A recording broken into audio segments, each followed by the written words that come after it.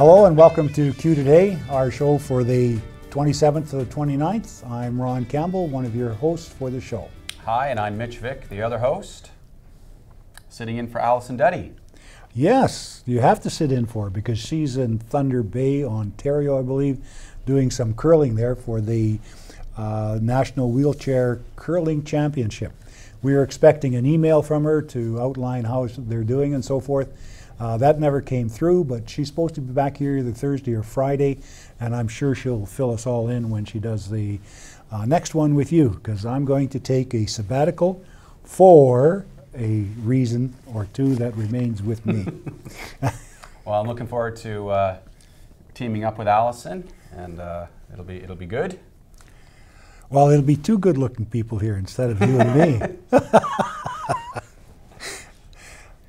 Thank you, firstly, for joining us and watching us. And we just want to remind you that our weekday show runs from Tuesday at 5 p.m., Friday at 8 a.m., and the weekend offering airs from Friday at 5 p.m. to Tuesday at 8 a.m. We broadcast every day at 8 a.m., 5 p.m., and 10 p.m. Mitch. So before we get into the news, the program, don't forget you can reach us by our new email at qtoday@qcatv.ca. And as always, thanks to the Quesnel Caribou Observer for providing some of our news stories. Autumn, Annie, and Tracy have been wonderful to work with. Yes, and remember, we just give the highlights here on Q Today. For the full story, you should pick up your exciting copy of the Quesnel Caribou Observer. So I'll start things off here. Our first story surrounds Keith Stesiuk, the husband of the woman whose vehicle ended up in the Quesnel River recently. We remember hearing about that a couple weeks ago. Yes. Speed was a factor in the incident considering the icy conditions, but Stesiuk contends that this accident could have been much worse considering his wife's vehicle jumped the cement barrier and could have hit someone on the Riverwalk. At issue for Stesiuk is why the snow and ice debris was allowed to build up along the barrier to create a ramp-like situation.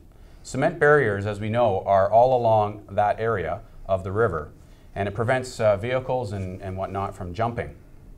According to City Manager John Stesiuk, the matter is with the insurers, and it should be noted that 7 days after the incident, a portion of the road had been cleared. So the question would remain, is the city at fault in this? Well, Mitch, isn't it amazing, though, when something happens, how quickly you like to blame it on other things other than what you've done? Speed. That area has always been known to have black ice in it, ever since I've lived here. It's an area where you have to take precautions. Some years back, there was a fatality there. It's an area where you do not go in there with excessive speed.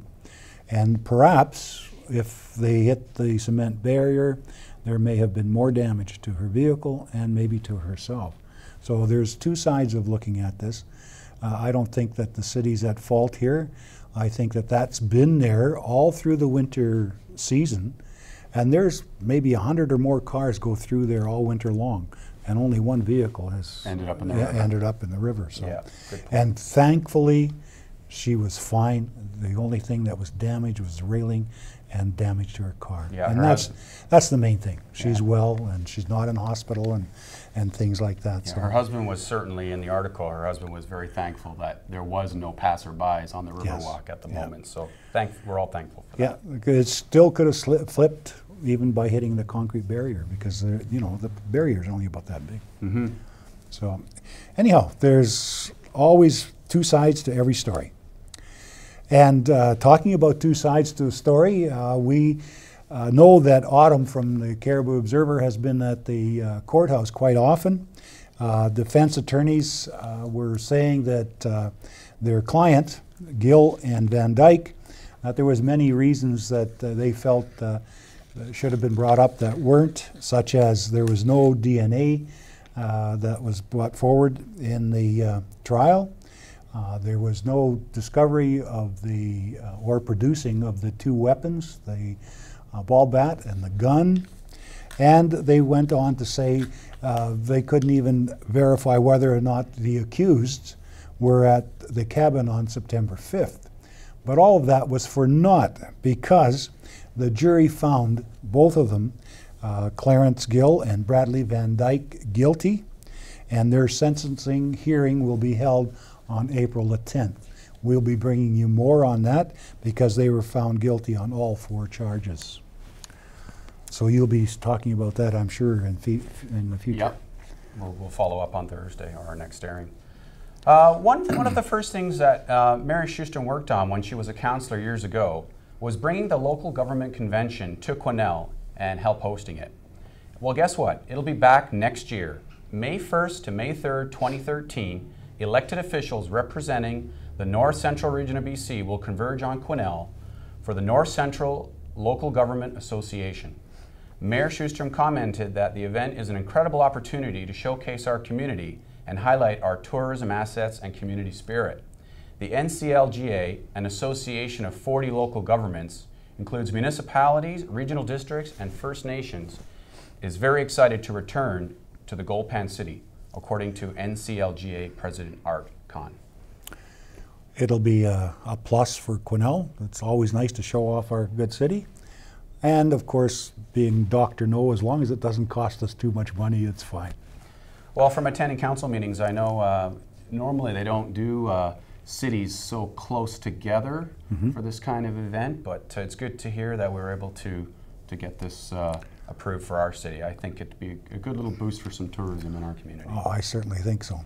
But we don't want to advertise it too much because then we'll be overflowing with people coming. I like the way it is right now. Cancer, it's something that's always in the news, which is unfortunate. The kind of news I'd like to hear is that cancer has been beaten and it's no longer such a terrible disease. But recently a report was released, NCCS, there's another acronym for you. It's the Northern Cancer Control Strategy. It outlines the enhancing on the continuum of cancer care in northern BC. It includes such things as prevention, screening, diagnostics, treatment, and patient support.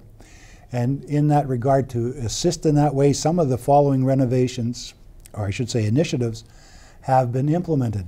One of the biggest initiatives is the construction of the Cancer Agency Center, which is going to open in late 2012. Also, there's a diagnostic service renovation at the University Hospital of Northern BC. And there's much more that is mentioned in this report that can be viewed at www.northerncancerstrategy.ca/thestrategy.aspx. And locally, there is an article in there about a group of teens that want to have their voice heard during the Relay for Life that's going to be held at Labordi Park on May 26th. And despite their name, which is Fight Back, they are a bright, enthusiastic team of young people, and their whole team is about fun. And their presentation this coming year is to be a surprise. But the article outlines many of the other previous activities that they have done. They hope to have their own tent this year. And one of the team members, Crystal Conway, summed up the team and its efforts really well. She said, "We are a small town, but with a big heart. All walks of life come together to fight cancer." Very well said. But there's still time out there for those of you who have not entered a team or want to help out. And for more information, you can contact Michelle Godfrey at 250-983-8815. You got a team in yet? I desperately wanted to get in this year, Ron, but unfortunately my wife and I are going to be away celebrating our 15th year anniversary in another country, in Jamaica. So next year I have my commitment to Michelle that I will be putting up a team. So there it is. It's on air right now. Next year I will have a team. That's great. Yeah. Well, no, it's an excellent fundraiser, and everyone has a lot of fun, and a lot of things happen there. Yeah. And this team should be watched because some of the things that they mentioned there sound like fun. Yeah, it does. So our next story comes to us from Annie Gallant.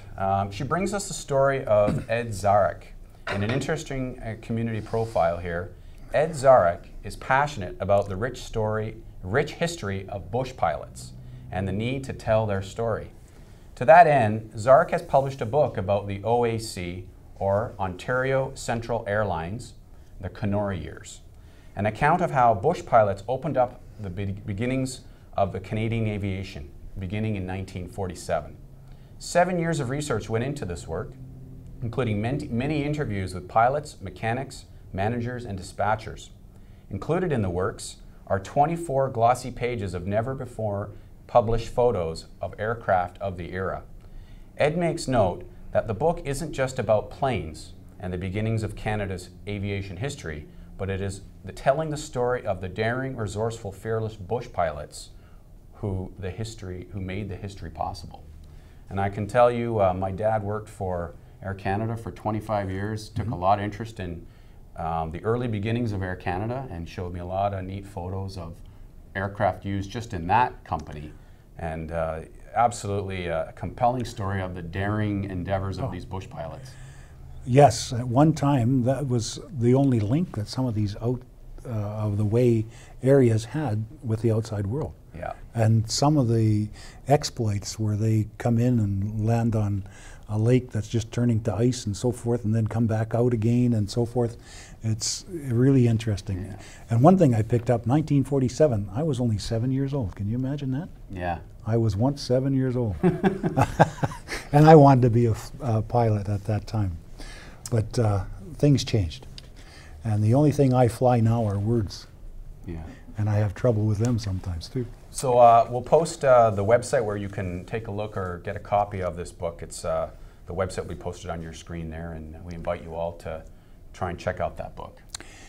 As I was saying, Crystal indicated that we're a small town with a big heart. Well, this next story leads into the fact that we do have a big heart through some of our small businesses. Hager's Keys is cutting keys now for a minimum donation of $5. They're unique. They'll have a firefighting logo, and they're going to be supplied by Hager's, as I indicated. And Laurie Perkins indicated that he hopes the committee sees this as an opportunity to not only purchase high-quality, unique keys, but also it gives a good stand behind our firefighters. And it will, so Mitch, if you need a key, there you go. You can get yourself a key with a fireman logo. I'm sure you got many keys. Yeah. And seeing your 15th is coming up, you best buy a key to the heart of your wife. Oh, of course. There you I hope go. they have one in stock there. So our next story is about Katimavik. Katimavik is a tremendous national program. The most recent group of Katimavik volunteers arrived on January 4th in Quesnel, and they have been overwhelmed with the community's generosity. They wanted to especially thank those residents that opened up their homes for the 12-day building segment of their program. Many of the volunteers commented about how welcoming people were in Quesnel, despite the differences in language and culture, many of which, of course, are coming from Quebec.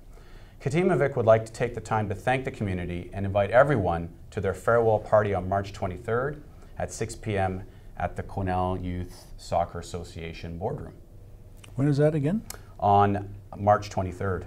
Oh, that's already happened. That's already happened, I think. So we'll have to do a little report on how that all went down, and Yeah. I'm sure excellent event. What a great organization. I've had the privilege of meeting many of them. I had trouble saying Katimavik, and at some of our cancer meetings, the rest of the group got a big kick out of the fact that I couldn't say that word. And the Cancer Society here, the unit here, gets heavily involved with using a Katimavik volunteer.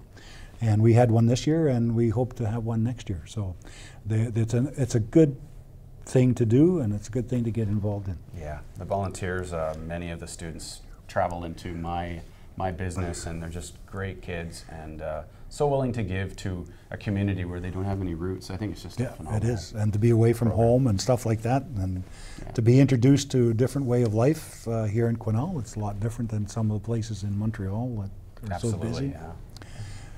Yeah. Mitch, carrying right along, there is going to be a interview that our wonderful producer, Mr. Nate Bellow. You notice how I can brown nose, eh? Perhaps maybe he'll be nice to me from now on. Anyway, he's going to introduce and I interview Grant Schaan from the Quesnel Action Group in regards to the oil pipeline, you know, that the Northern Gateway pipeline that's coming up. Very controversial, yeah. Very much so. So he's in conversation with this grant, and it'll be coming up, and they're going to be asking for the viewers' thoughts on this particular interview. So I'm looking forward to seeing that. Thank you very much, Mitch and Ron. I am here with Grant Schaan. How are you doing today, Grant? Good, Nate. Good. Thanks for joining me. You're welcome. And Grant, you're a representative from the Quesnel Climate Action Group, right? That's correct. Let's before we go any further, what is the Quesnel Climate Action Group? It's a group of people who are concerned with issues around food, sustainability, the environment, and issues such as that. It's an environmental group. Okay. And you got involved in it. Why? Well, I'll give you a bit of my history. Okay. Prior to becoming semi-retired, I worked for 25 years in the business in the forest industry. I was part owner and president of. And before that, I was a park ranger and circuit supervisor at Bowen Lake. So back then, the environment was a big issue in my life. And now that I have the time, I thought I'd put my time to some useful cause. So that's great. I'm retired too. Okay, and so you're just coming on this from a place of you want to do something positive, and you obviously see some pretty negative things happening environmentally. Negative, perhaps, but basically I'm more concerned with lack of oversight and a rush to do things. You know, I see a lot of the world's problems resulting from just going too fast. We jump too fast into the nuclear reactors, and we're seeing the problems now, you know. We have a tendency to jump in with both feet, especially in North America, and I think we need to take some sober second looks at some of the things we're doing. And one of those is what brings you here today, and that's the Northern Pipeline from Alberta to the BC coast. That's exactly true. Okay, so you're not opposed to development, but something rankles you and the whole group, right, regarding what is happening just to the north of us. Yeah, it's something that is being fast-tracked and essentially pushed down the throats of the people of BC without proper review. I mean, there is an environmental review process going forward, but it's running into some obstacles.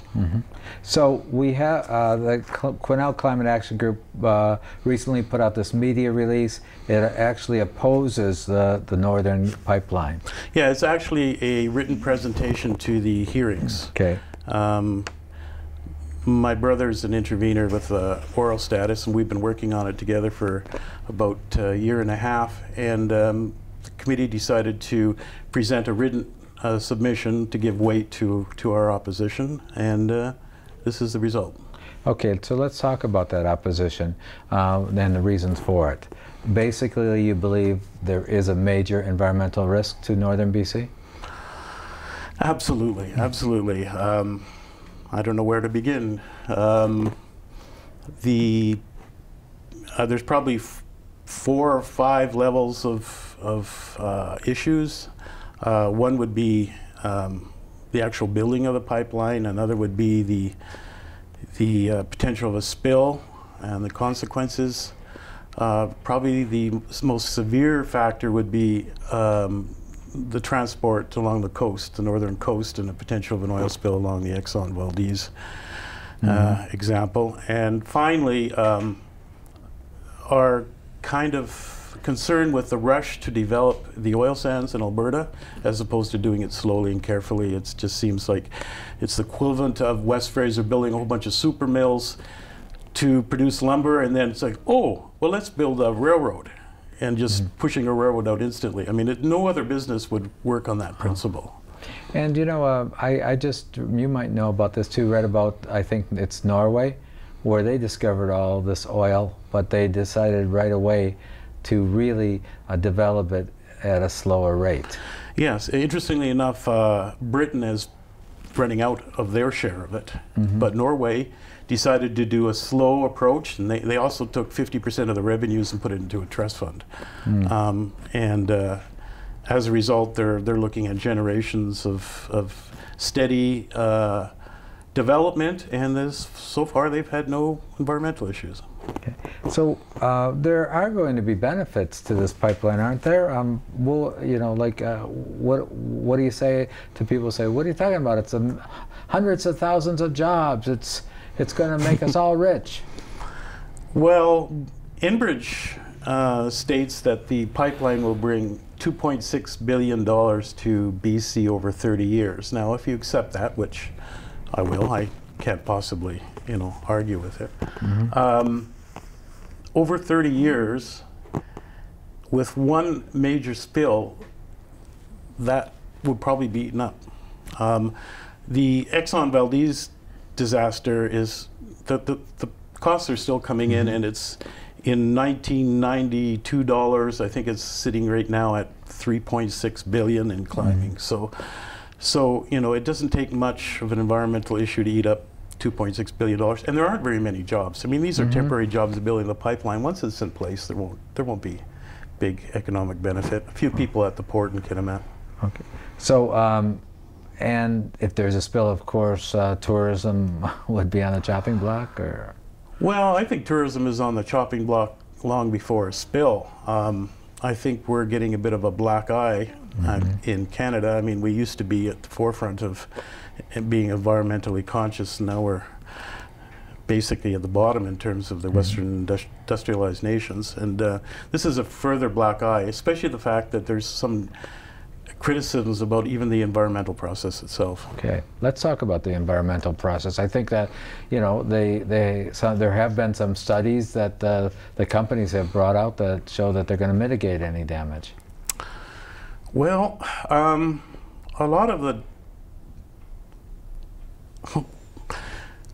there hasn't really been an equivalent project like this for on all different kinds of levels. Let's just start at the port and fjord, right? The Kitimat fjord that the tankers go down. There's no equivalent anywhere in the world. They cite, well, there's, you know, 4 in Norway, but they're much shorter. They don't have the hazards. They don't have the bends in the fjord. Bitumen condensate, which is the product that's actually shipped in the pipeline, right, has never been shipped in vast quantity. There's never been a huge spill. There's never been a spill or even a study done of what happens if this spills into cold ocean waters like we have here. It's not the same as crude like in the Exxon Valdez. So bitumen is really different in essence from crude oil. Yes. Okay. And so, not to get too scientific, but it's a thicker material that needs to have some kind of something else piped with it to make it flow? Yes, there's 2 types of thinner, shall we say, I won't get technical, but that are mixed with the bitumen to make it flow, and then it has to be extracted at the destination and shipped back. So the pipeline is actually one big pipeline for the bitumen and another one for the condensate that comes back, that returns back and is reused. Interestingly enough, although there are some liabilities for tanker traffic spills, there are no liabilities for the condensate spill when it's returned from China or wherever, if it spills in our waters. Okay. So it goes to China all the way, and then it has this thinner pipe comes back with it after they get it out of the bitumen again? Yeah. Okay, so we've got a loop happening there. Yeah. Okay, so one other thing I want to talk about is the source, the tar sands. Oil sands. The idea of the dirty oil. If you have a pipeline, is it like build it and they will come? So we will be there will be no stopping the development of the tar sands, or no regulating it, or? Well, to be fair to the companies involved in these projects, they are losing huge amounts of money. It amounts to billions of dollars a year lost between the oil sands developers and the Alberta government, and even the federal government in terms of royalties and taxes, because the current oil from the oil sands is being sold at about 20% below the world price of oil. Oh. Because you can't ship it to the market. So the refiners in northern U.S. get the oil for 20% below its price. So as you can see, that's big bucks. So they want this pipeline, and they also want the other pipeline heading south too, or is that something totally different? They want both pipelines so they don't have all their eggs in one basket. Because if you're dealing with one customer, and you're in my business. Right. I got to a point one time when I was dealing with one client, and when he goes, you're in trouble. So right. So it's understandable that they want to do that.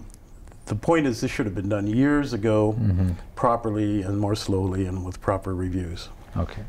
Well, I think we got the idea. The Quesnel Climate Action Group is opposed to it. The environmental risks are too much. This is a brand new development that really is unproven. And so where do you go from here? Well, I think we have to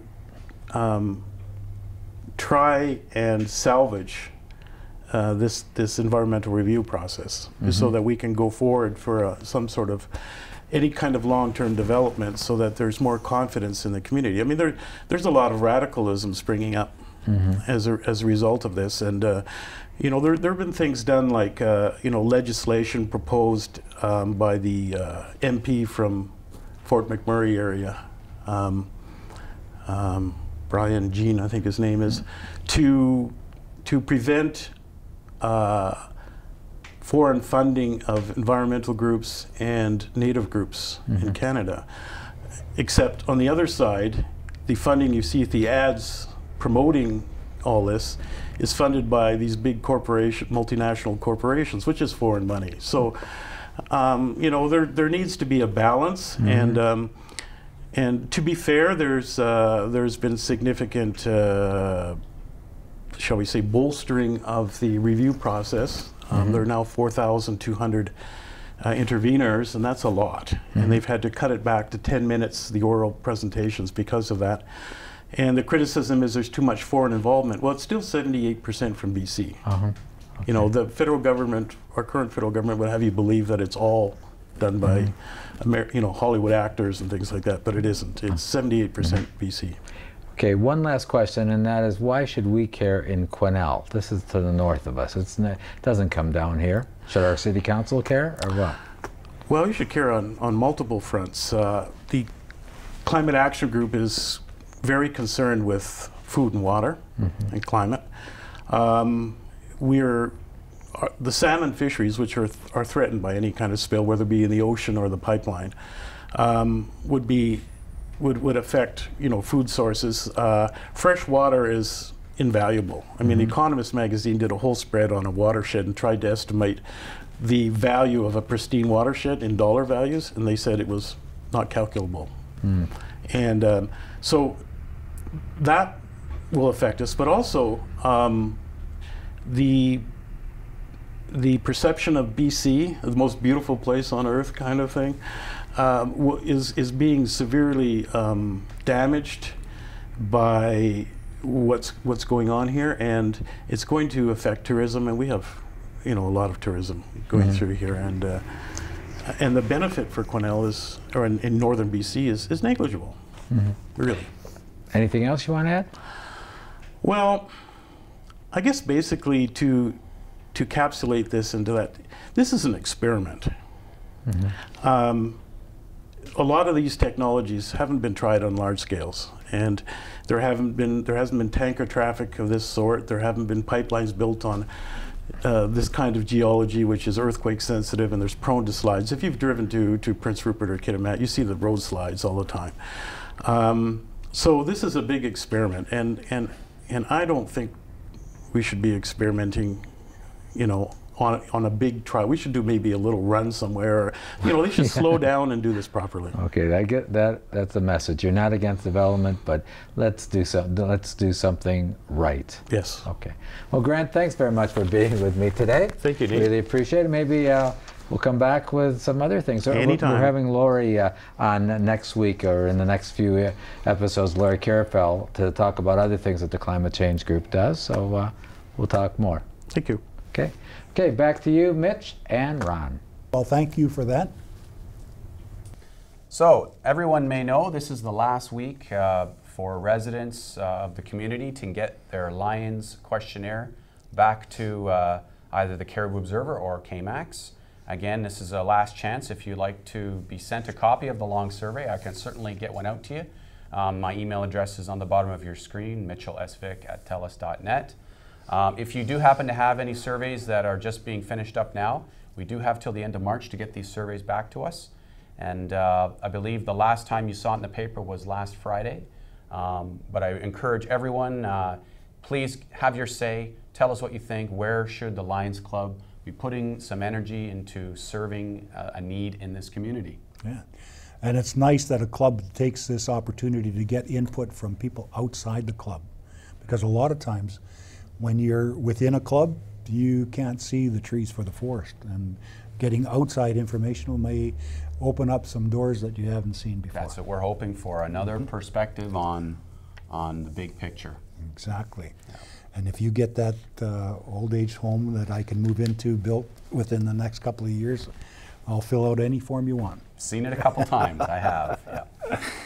And here's another reminder, income tax is coming up for all of us, and the low-income residents can get theirs done between now and the end of April at the Salvation Army on McLean Street. It runs from 10 a.m. to 3 p.m. every Wednesday, and if you haven't got yours done, get in there and get it done, because that's an excellent service. And now let's take a look at our community calendar for some other happenings in our fair city.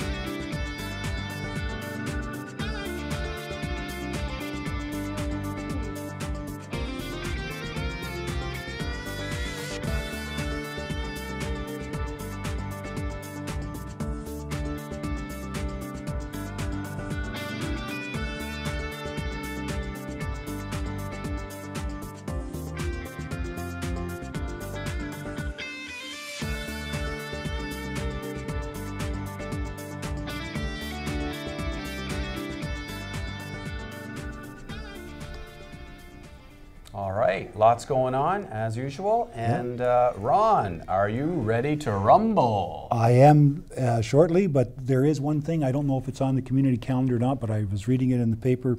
There's if you got any questions on your health, there's the Quesnel Health and Community Services Expo starting at 9 a.m. to 4 p.m. on Saturday, March the 31st, and it's going to be at the Rec Center. Okay. So if you got any health problems, you know, other than the fact that you had to do this with me, go get in there and see about it. All right. And Mitch. Now the rumble. Now the rumble. Mitch, and for you viewers out there, not everything I have to do in rumblings is negative. Today, I want to take our hats off to the volunteers and organizers of the BC Hockey Association for the recent BC Pee-wee Tier 3 BC Championships. Our team, Quesnel team, the Thunder team, just missed out making the finals, but the game for gold was played for by Whistler, which ended up winning the gold, and the Vanderhoof Bears. This was an exciting hockey game that any hockey fan could expect. These young hockey players played with enthusiasm and sportsmanship, and all of the teams were winners. So thank you very much. Well done to Gary Ottner and to all the tournament committee members, because that was an excellent display of hockey, and it was well organized, and we had a lot of people come in to watch it, and I think they should be quite pleased with the results. And I have a thought for the day. As you know, I've been talking about seniors, and just recently I attended a birthday party for a lady that turned 100 years old. Viola Beath is 100 years old, so my quote is from Christopher Marley. It says, he says, "Cherish all your happy moments. They make a fine cushion for old age." That's beautiful. Very Isn't that nice? Thank Yeah. you. Well, that's about it for this show. You can contact us by our new email at qtoday@qcatv.ca to give us your feedback or give us any news tips that you feel we should be aware of.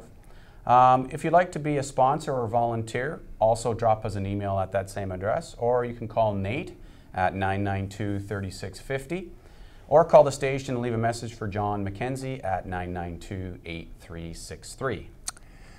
And remember, Q Today is produced by QMag, Quesnel Media Access Group, and you can also watch us on the internet, the Quesnel Community Access TV.